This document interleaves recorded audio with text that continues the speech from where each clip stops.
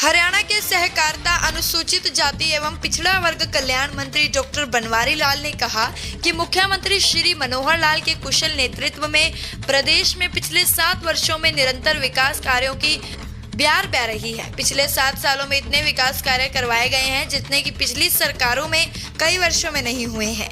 यह अभिव्यक्ति डॉक्टर बनवारी लाल ने बुधवार अंबाला छावनी में विभिन्न जगहों पर कार्यकर्ताओं द्वारा उनके आवास पर आयोजित कार्यक्रम में बतौर मुख्य अतिथि अपने संबोधन में कहे। इससे पहले सहकारिता मंत्री डॉक्टर बनवारी लाल ने शास्त्री कॉलोनी स्थित गृह एवं स्वास्थ्य मंत्री अनिल विज से उनके निवास स्थान पर मुलाकात की।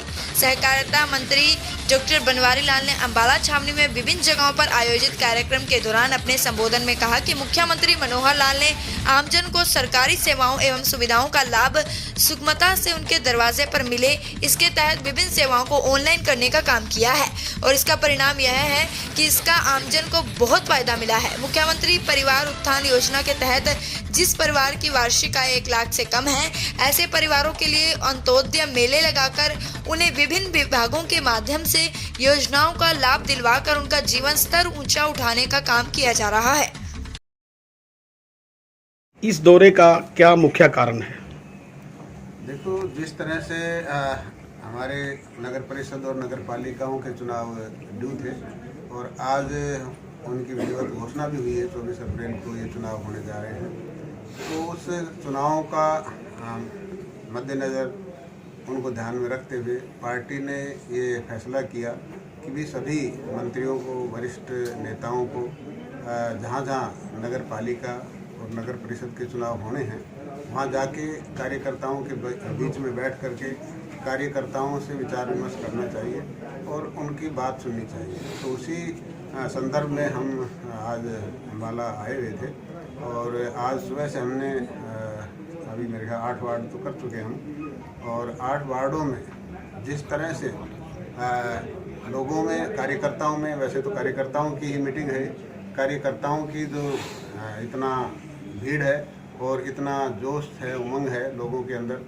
चुनाव के प्रति, क्योंकि पिछले 7 साल के अंदर भारतीय जनता पार्टी की सरकार ने माननीय मनोहर लाल जी के कुशल नेतृत्व में जिस तरह से विकास कार्य, सबका साथ, सबका विकास और सबके विश्वास के सिद्धांत पर चलते हुए किए हैं, बिना भेदभाव के जो विकास कार्य किए हैं, उन कार्यों के से खुश होकर और लोगों में काफ़ी जोश है और पार्टी के प्रति काफ़ी समर्पित हैं लोग और पार्टी में विश्वास भी है कि आने वाले जो नगर परिषद के चुनाव हैं इसके अंदर हम भारतीय जनता पार्टी को भारी बहुमत से जिता करके और भेजेंगे और यहाँ पर चेयरमैन और परिषद के जो मेंबर हैं वो सभी भारतीय जनता पार्टी के जीतेंगे।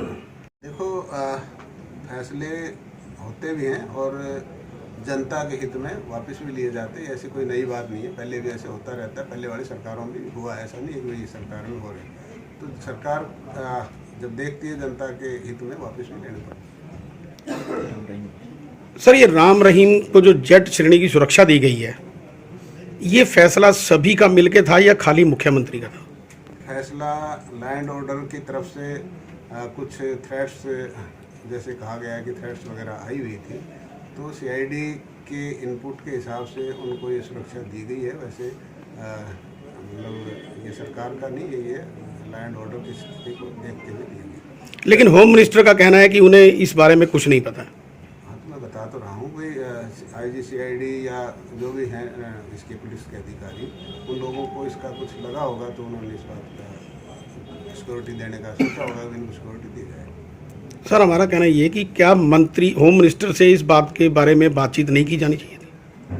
वैसे तो देखो करनी चाहिए, लेकिन क्या कारण है ये तो मैं नहीं कह सकता। सर, सरकार ये सबका साथ, सबका विकास के मुद्दे पर चल रही है, तो आगे इनकी क्या प्लानिंग रहेगी?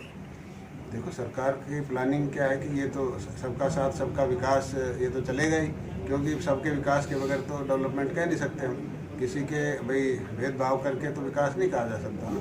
जब तक संपूर्ण विकास तभी करेंगे तो सबका विकास होगा। तो सरकार का ये जो सिद्धांत है ये चलता रहेगा और सबका विकास आगे करवाते रहेंगे। सर, बजट सत्र शुरू होने वाला है और विपक्ष पूरी तैयारी पे है। उन्होंने कहा भी सरकार को घेरने में कोई कसर नहीं छोड़ेगा।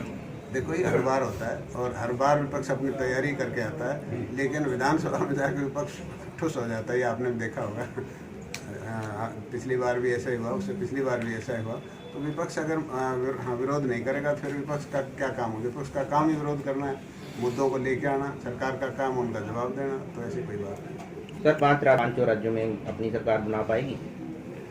देखो, पिछले जिस तरह से केंद्र के अंदर और प्रदेशों के अंदर भारतीय जनता पार्टी की जहाँ जहाँ भी सरकारें रही हैं, और सभी का एक ही सिद्धांत रहा है कि बिना भेदभाव के विकास करवाना, सबका साथ सबका विकास वाला, और अंत्योदय के सिद्धांत पर चलते हुए जो समाज के अंदर गरीब से गरीब आदमी है उसको जो हमारी मूलभूत सुविधाएं हैं उनका लाभ पहुँचे, इस सिद्धांत पर सभी सरकारों ने काम किया है। और सबसे बड़ा यूपी प्रदेश है और यूपी में हमारी भी ड्यूटी लगी थी, हम भी 2 विधानसभा क्षेत्र में गए थे। तो जिस तरह से योगी जी ने पिछले 5 साल के अंदर